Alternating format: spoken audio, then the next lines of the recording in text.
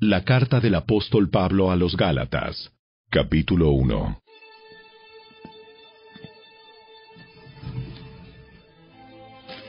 Les escribo, yo, el apóstol Pablo. No fui nombrado apóstol por ningún grupo de personas, ni por ninguna autoridad humana, sino por Jesucristo mismo, y por Dios Padre, quien levantó a Jesús de los muertos. Todos los hermanos de este lugar se unen a mí para enviar esta carta que escribo a las iglesias de Galacia. Que Dios Padre y nuestro Señor Jesucristo les concedan gracia y paz. Tal como Dios nuestro Padre lo planeó, Jesús entregó su vida por nuestros pecados para rescatarnos de este mundo de maldad en el que vivimos. A Dios sea toda la gloria, por siempre y para siempre. Amén. Me escandaliza que ustedes estén apartándose tan pronto de Dios, quien los llamó a sí mismo por medio de la amorosa misericordia de Cristo.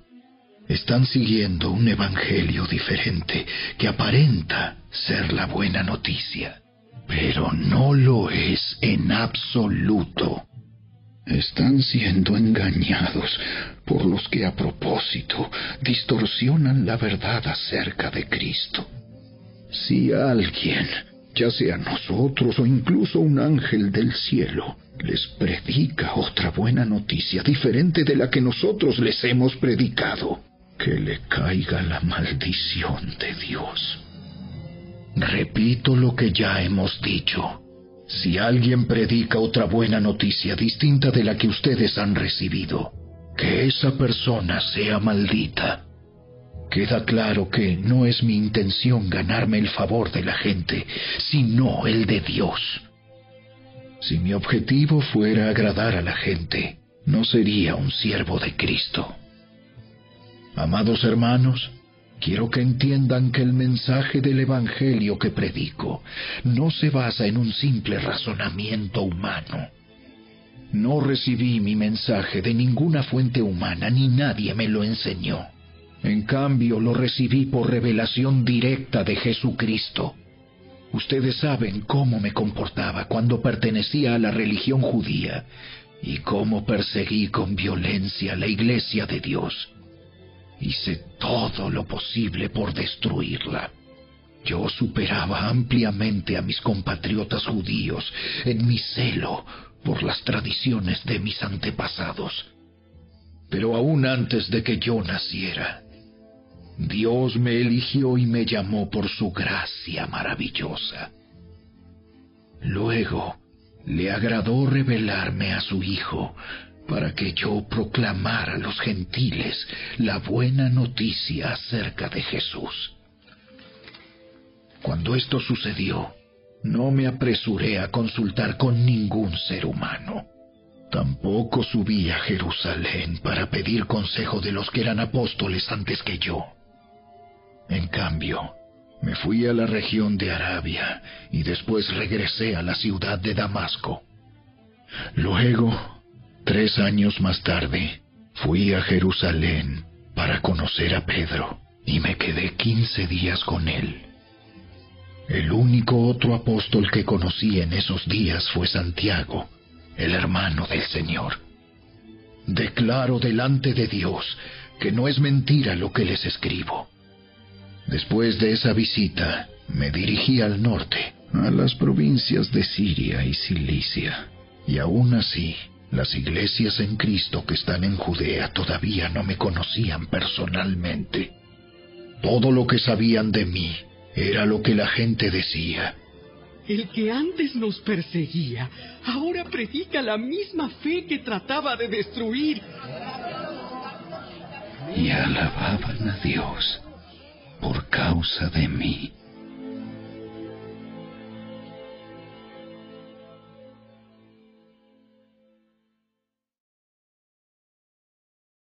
Capítulo 2. Luego, 14 años más tarde, regresé a Jerusalén esta vez con Bernabé, y Tito también vino. Fui a Jerusalén porque Dios me reveló que debía hacerlo. Durante mi tiempo allí, me reuní en privado con los que eran reconocidos como los dirigentes de la iglesia y les presenté el mensaje que predico a los gentiles. Quería asegurarme de que estábamos de acuerdo, porque temía que todos mis esfuerzos hubieran sido inútiles y que estaba corriendo la carrera en vano. Sin embargo, ellos me respaldaron y ni siquiera exigieron que mi compañero Tito se circuncidara, a pesar de que era griego. Incluso esa cuestión surgió solo a causa de unos supuestos creyentes, en realidad falsos, que se habían infiltrado entre nosotros. Se metieron en secreto para espiarnos y privarnos de la libertad que tenemos en Cristo Jesús, pues querían esclavizarnos y obligarnos a seguir los reglamentos judíos. Pero no nos doblegamos ante ellos, ni por un solo instante. Queríamos preservar la verdad del mensaje del Evangelio para ustedes. Los líderes de la iglesia no tenían nada que agregar a lo que yo predicaba. Dicho sea de paso, su fama de grandes líderes a mí no me afectó para nada, porque Dios no tiene favoritos. Al contrario, ellos comprendieron que Dios me había dado la responsabilidad de predicar el Evangelio a los gentiles, tal como le había dado a Pedro la responsabilidad de predicar a los judíos. Pues el mismo Dios que actuaba por medio de Pedro, apóstol a los judíos, también actuaba por medio de mí, apóstol a los gentiles.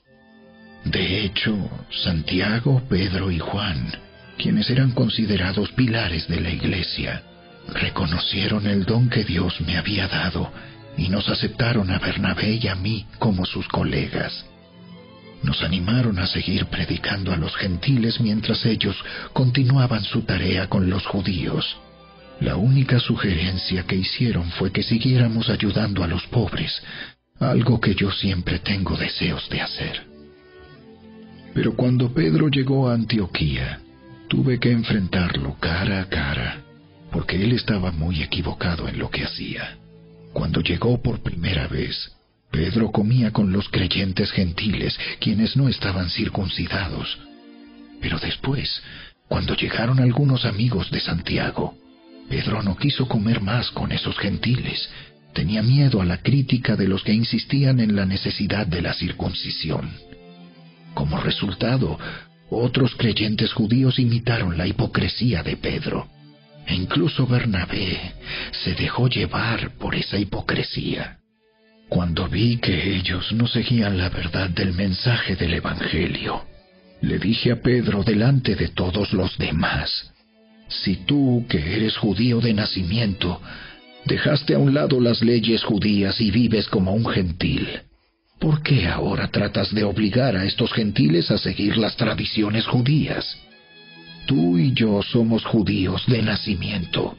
No somos pecadores, como los gentiles.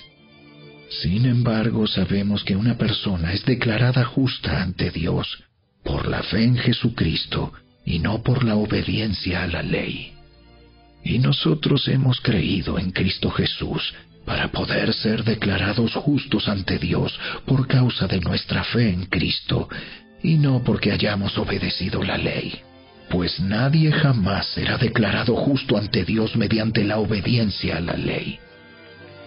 Pero supongamos que intentamos ser declarados justos ante Dios por medio de la fe en Cristo, y luego se nos declara culpables por haber abandonado la ley. ¿Acaso esto quiere decir que Cristo nos ha llevado al pecado? Por supuesto que no. Más bien, soy un pecador si vuelvo a construir el viejo sistema de la ley que ya eché abajo. Pues cuando intenté obedecer la ley misma me condenó. Así que morí a la ley. Es decir, dejé de intentar cumplir todas sus exigencias a fin de vivir para Dios. Mi antiguo yo ha sido crucificado con Cristo. Ya no vivo yo, sino que Cristo vive en mí. Así que vivo en este cuerpo terrenal, confiando en el Hijo de Dios, quien me amó y se entregó a sí mismo por mí. Yo no tomo la gracia de Dios como algo sin sentido, pues si cumplir la ley pudiera hacernos justos ante Dios, entonces no habría sido necesario que Cristo muriera.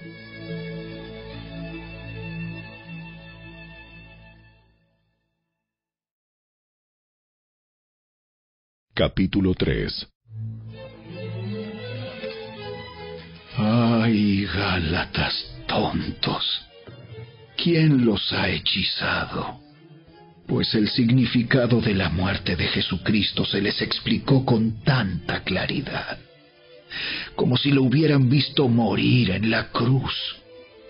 Déjenme hacerles una pregunta. ¿Recibieron al Espíritu Santo por obedecer la ley de Moisés? ¡Claro que no! Recibieron al Espíritu porque creyeron el mensaje que escucharon acerca de Cristo. ¿Será posible que sean tan tontos después de haber comenzado su nueva vida en el Espíritu? ¿Por qué ahora tratan de ser perfectos mediante sus propios esfuerzos? ¿Acaso han pasado por tantas experiencias en vano? No puede ser que no les hayan servido para nada. Vuelvo a preguntarles, ¿acaso Dios les da al Espíritu Santo y hace milagros entre ustedes porque obedecen la ley? Por supuesto que no. Es porque creen el mensaje que oyeron acerca de Cristo. Del mismo modo, Abraham le creyó a Dios y Dios lo consideró justo debido a su fe. Así que los verdaderos hijos de Abraham son los que ponen su fe en Dios. Es más, las Escrituras previeron este tiempo en el que Dios declararía justos a los gentiles por causa de su fe. Dios anunció esa buena noticia a Abraham hace tiempo, cuando le dijo: Todas las naciones serán bendecidas por medio de ti. Así que todos los que ponen su fe en Cristo participan de la misma bendición que recibió Abraham por causa de su fe. Sin embargo, los que dependen de la ley para hacerse justos ante Dios están bajo la maldición de Dios, porque las Escrituras dicen: maldito es todo el que no cumple ni obedece cada uno de los mandatos que están escritos en el libro de la ley de Dios. Queda claro, entonces, que nadie puede hacerse justo ante Dios por tratar de cumplir la ley, ya que las Escrituras dicen: es por medio de la fe que el justo tiene vida. El camino de la fe es muy diferente del camino de la ley, que dice: es mediante la obediencia a la ley que una persona tiene vida. Pero Cristo nos ha rescatado de la maldición dictada en la ley. Cuando fue colgado en la cruz, cargó sobre sí la maldición de nuestras fechorías. Pues está escrito: maldito todo el que es colgado en un madero. Mediante Cristo Jesús, Dios bendijo a los gentiles con la misma bendición que le prometió a Abraham, a fin de que los creyentes pudiéramos recibir por medio de la fe al Espíritu Santo prometido. Amados hermanos, el siguiente es un ejemplo de la vida diaria. Así como nadie puede anular ni modificar un acuerdo irrevocable, tampoco en este caso. Dios ha dado las promesas a Abraham y a su hijo. Y noten que la Escritura no dice a sus hijos, como si significara muchos descendientes. Más bien dice a su Hijo. Y eso sin duda se refiere a Cristo. Lo que trato de decir es lo siguiente: el acuerdo que Dios hizo con Abraham no podía anularse 430 años más tarde, cuando Dios le dio la ley a Moisés, porque Dios estaría rompiendo su promesa Pues si fuera posible recibir la herencia por cumplir la ley, entonces esa herencia ya no sería el resultado de aceptar la promesa de Dios. Pero Dios, por su gracia, se la concedió a Abraham mediante una promesa. Entonces, ¿para qué se entregó la ley? Fue añadida a la promesa para mostrarle a la gente sus pecados. Pero la intención era que la ley durara solo hasta la llegada del Hijo prometido. Por medio de ángeles, Dios entregó su ley a Moisés, quien hizo de mediador entre Dios y el pueblo. Ahora bien, un mediador es de ayuda si dos o más partes tienen que llegar a un acuerdo.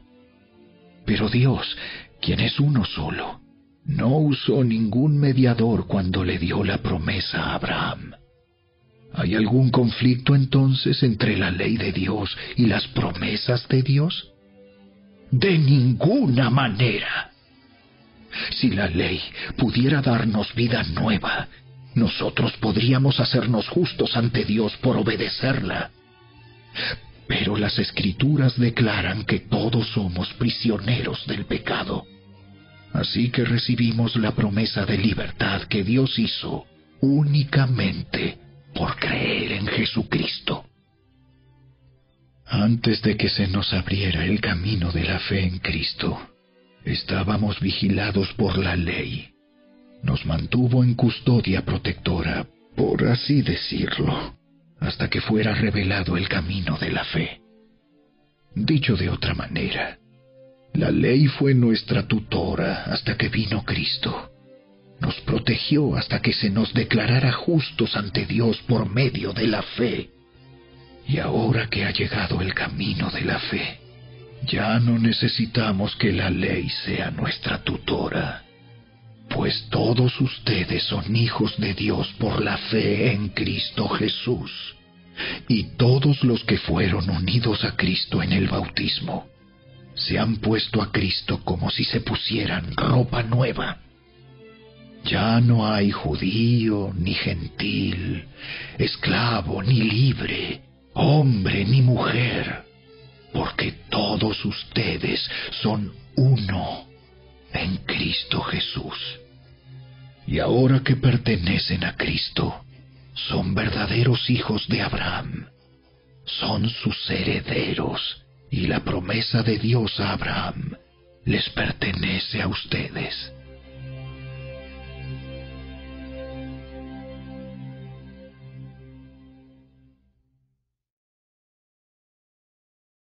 Capítulo 4. Piénsenlo de la siguiente manera.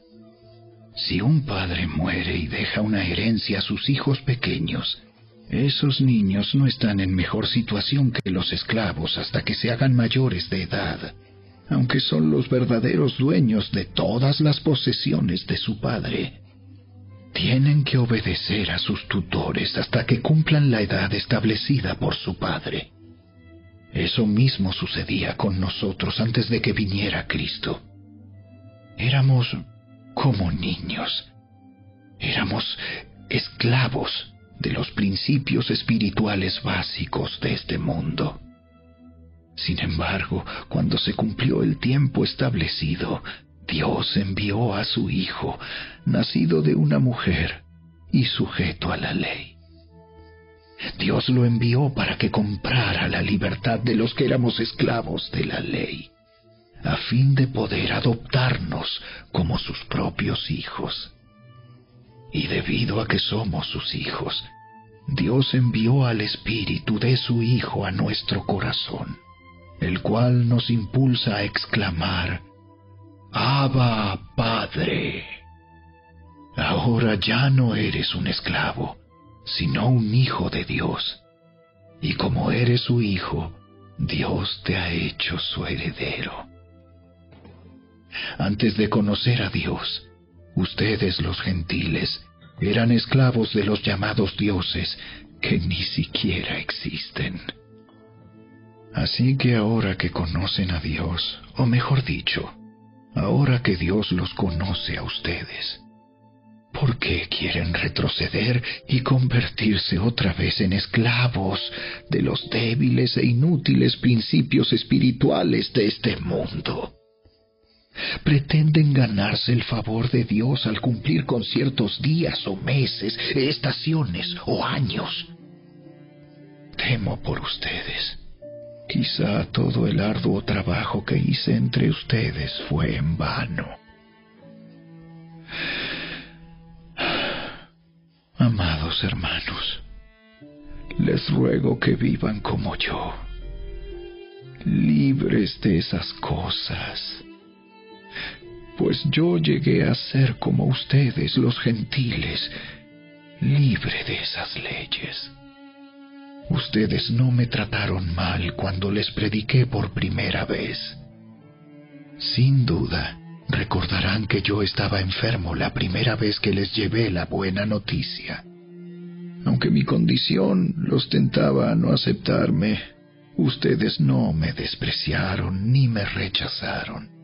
Todo lo contrario, me recibieron y me cuidaron como si yo fuera un ángel de Dios o incluso el mismo Cristo Jesús. ¿Dónde ha ido a parar el espíritu de alegría y de gratitud que antes tenían? Estoy seguro de que ustedes se hubieran arrancado los propios ojos para dármelos de haber sido posible. ¿Acaso ahora me volví su enemigo porque les digo la verdad? Esos falsos maestros están muy ansiosos de ganarse el favor de ustedes, pero sus intenciones no son nada buenas. Lo que quieren es aislarlos de mí para que ustedes solo les presten atención a ellos. Si alguien quiere hacer cosas buenas por ustedes, no hay ningún problema, pero que lo haga en todo tiempo, no solo cuando estoy con ustedes. Oh, mis hijos queridos, siento como si volviera a sufrir dolores de parto por ustedes. Y seguirán hasta que Cristo se forme por completo en sus vidas. Desearía estar con ustedes en este momento para poder hablarles en otro tono, pero estando tan lejos, no sé qué más puedo hacer para ayudarlos. Díganme ustedes, los que quieren vivir bajo la ley, ¿saben lo que en realidad dice la ley? Las Escrituras dicen que Abraham tuvo 2 hijos, uno de la mujer esclava y el otro de su esposa, quien había nacido libre. El nacimiento del hijo de la esclava fue el resultado de un intento humano por lograr que se cumpliera la promesa de Dios. Pero el nacimiento del hijo de la libre fue la manera en que Dios cumplió su promesa. Esas 2 mujeres son una ilustración de los 2 pactos de Dios. La primera mujer, Agar, representa el monte Sinaí, donde el pueblo recibió la ley que los hizo esclavos. Y ahora Jerusalén es igual que el monte Sinaí, en Arabia, porque la ciudad y sus hijos viven bajo la esclavitud de la ley. Pero la otra mujer, Sara, representa la Jerusalén celestial. Ella es la mujer libre y es nuestra madre. Como dijo Isaías: Alégrate, oh mujer sin hijos, tú que nunca diste a luz. Ponte a gritar de alegría, tú que nunca tuviste dolores de parto, pues la mujer desolada ahora tiene más hijos que la que vive con su esposo. Y ustedes, amados hermanos, son hijos de la promesa igual que Isaac, pero ahora son perseguidos por los que quieren que cumplan la ley, tal como Ismael, el hijo que nació del esfuerzo humano, persiguió a Isaac. el Hijo que nació por el poder del Espíritu. Pero ¿qué dicen las Escrituras al respecto? Echa fuera a la esclava y a su hijo, porque el hijo de la mujer esclava no compartirá la herencia del hijo de la mujer libre. Así que, amados hermanos, no somos hijos de la mujer esclava, somos hijos de la mujer libre.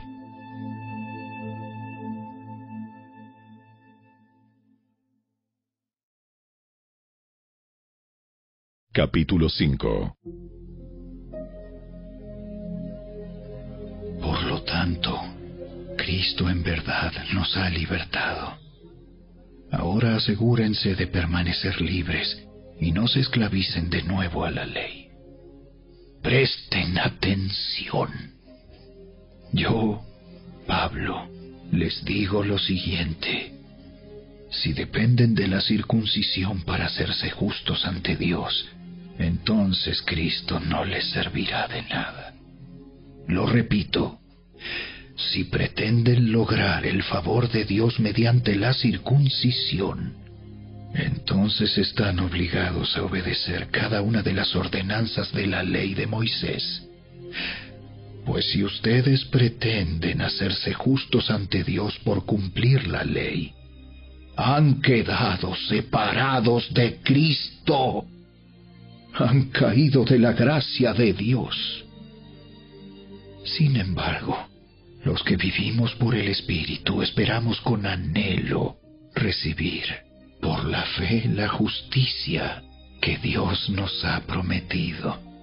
Pues una vez que depositamos nuestra fe en Cristo Jesús, de nada sirve estar o no circuncidado.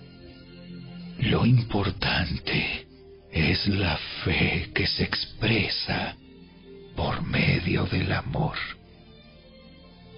Ustedes corrían muy bien la carrera. ¿Quién les impidió seguir la verdad? Seguro que no fue Dios, porque Él es quien los llamó a ser libres. Esa falsa enseñanza es como un poquito de levadura que impregna toda la masa. Confío en que el Señor los guardará de creer falsas enseñanzas. Dios juzgará a la persona que los está confundiendo, sea quien fuere. Amados hermanos, si yo todavía predicara que ustedes deben circuncidarse, como algunos dicen que hago, ¿por qué entonces aún se me persigue? Si ya no predicara que la salvación es por medio de la cruz de Cristo, nadie se ofendería. Cómo me gustaría que esos perturbadores que quieren mutilarlos a ustedes mediante la circuncisión se mutilaran ellos mismos. Pues ustedes, mis hermanos, han sido llamados a vivir en libertad. Pero no usen esa libertad para satisfacer los deseos de la naturaleza pecaminosa. Al contrario, usen la libertad para servirse unos a otros por amor.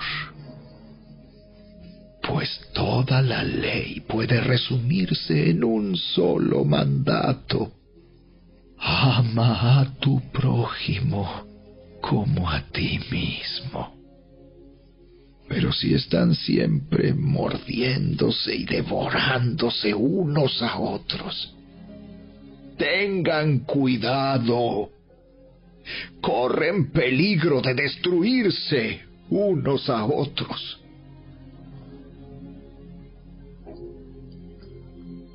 Por eso les digo, dejen que el Espíritu Santo los guíe en la vida. Entonces no se dejarán llevar por los impulsos de la naturaleza pecaminosa. La naturaleza pecaminosa desea hacer el mal, que es precisamente lo contrario de lo que quiere el Espíritu. y el Espíritu nos da deseos que se oponen a lo que desea la naturaleza pecaminosa. Estas dos fuerzas luchan constantemente entre sí. Entonces ustedes no son libres para llevar a cabo sus buenas intenciones. Pero cuando el Espíritu los guía, ya no están obligados a cumplir la ley de Moisés. Cuando ustedes siguen los deseos de la naturaleza pecaminosa, los resultados son más que claros. Inmoralidad sexual, impureza, pasiones sensuales, idolatría, hechicería, hostilidad, peleas, celos, arrebatos de furia, ambición egoísta, discordias, divisiones, envidia, borracheras, fiestas desenfrenadas y otros pecados parecidos. Permítanme repetirles lo que les dije antes. Cualquiera que lleve esa clase de vida no heredará el reino de Dios. En cambio, la clase de fruto que el Espíritu Santo produce en nuestra vida es amor, alegría, paz, paciencia, gentileza, bondad, fidelidad, humildad y control propio. No existen leyes contra esas cosas. Los que pertenecen a Cristo Jesús han clavado en la cruz las pasiones y los deseos de la naturaleza pecaminosa y los han crucificado allí. Ya que vivimos por el Espíritu, sigamos la guía del Espíritu en cada aspecto de nuestra vida. No nos hagamos vanidosos, ni nos provoquemos unos a otros, ni tengamos envidia unos de otros.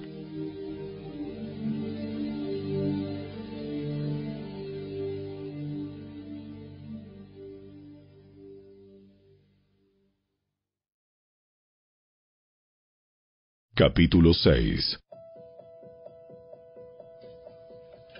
Amados hermanos, si otro creyente está dominado por algún pecado, ustedes, que son espirituales, deberían ayudarlo a volver al camino recto con ternura y humildad.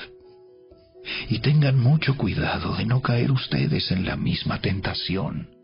Ayúdense a llevar los unos las cargas de los otros y obedezcan de esa manera la ley de Cristo.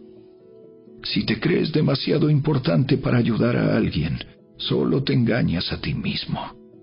No eres tan importante. Presta mucha atención a tu propio trabajo, porque entonces obtendrás la satisfacción de haber hecho bien tu labor y no tendrás que compararte con nadie. Pues cada uno es responsable de su propia conducta.